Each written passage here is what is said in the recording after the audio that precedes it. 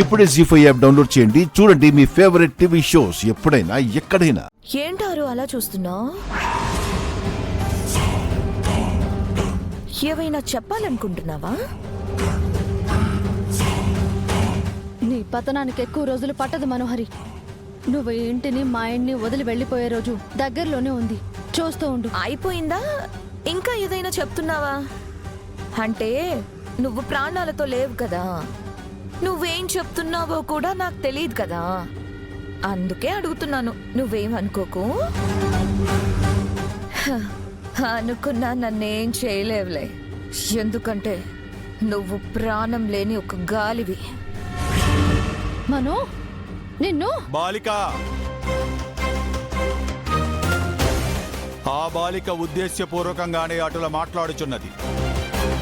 నీవు పట్టించుకొనుకుము.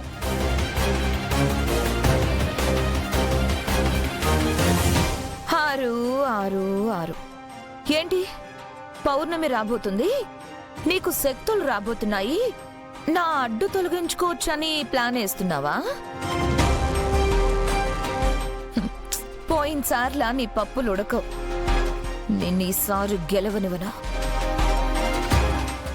అయినా నేను వచ్చింది జరిగిపోయిన దాని గురించి మాట్లాడడానికి కాదు,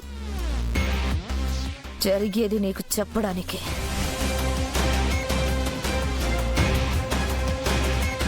గుప్తా గారు, జరిగేది చెప్తుందా? ఏం జరగబోతోంది చెప్పండి గుప్తా గారు.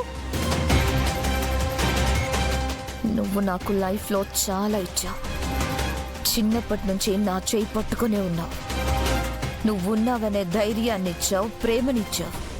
అందుకే ఇప్పుడు నాకు కూడా నీకేమైనా ఇవ్వాలనుంది. నీ వాళ్ళ ప్రాణాలు తీసుకొని నీకొక తోడునిద్దాం అనుకుంటున్నాను. వద్దు మనో,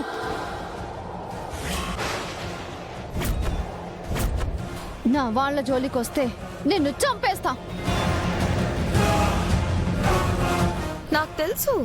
నాకు తెలుసు ఇప్పుడు నీకు నన్ను చంపేయాలన్నంత కోపం ఉందని. కానీ చచ్చిన నువ్వు నన్ను చంపలేవు కదా ఆరు. అయినా నీ ప్రయత్నం నువ్వు చేస్తావు కాబట్టి ఆల్ ది వెరీ బెస్ట్ ఆరు.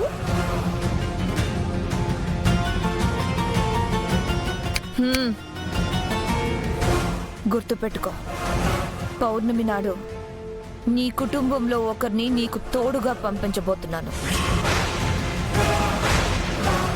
అది ఈ ఇంట్లో ఉన్న నీ పిల్లలైనా కావచ్చు, ముసలోళ్ళైనా కావచ్చు, లేదా నీ చెల్లెలనైనా.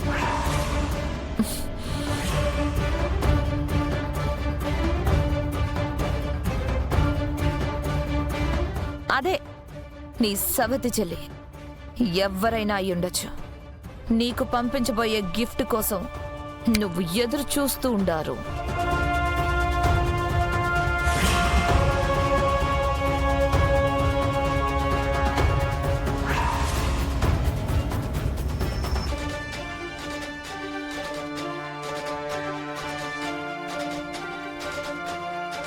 జీ5 యాప్ డౌన్లోడ్ చేసి అన్ని ఎపిసోడ్స్ పూర్తి ఉచితంగా చూడండి.